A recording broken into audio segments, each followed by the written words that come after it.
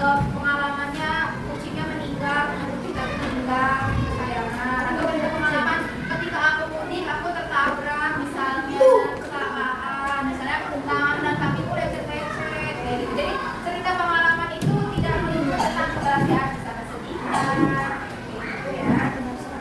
Nah, tujuan kita belajar tentang cerita pengalaman itu dapat mengidentifikasi cerita pengalaman.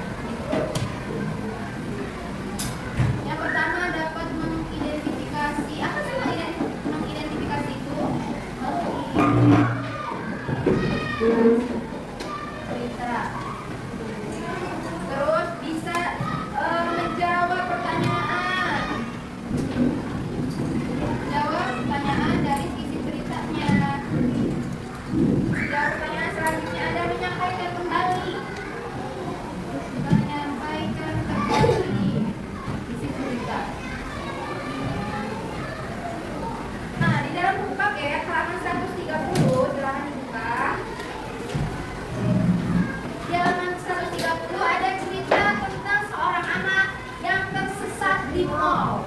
Nah, itu kira-kira kalau tersesat di mall itu pengalaman menyenangkan atau tidak? Tidak. Tidak menyenangkan. Karena tersesat di mall. Gimana perasaan si anak itu yang tersesat di mall? Gelisah, takut, terus sedih. Kalian pernah nggak tersesat? Pernah. Di mana tersesatnya? Jakarta. Ngapain? Oh, di jalan raya. Tersesat, ketinggalan rombongan. Ada yang pernah nggak kalian jalan-jalan ketinggalan rombongan? Pernah.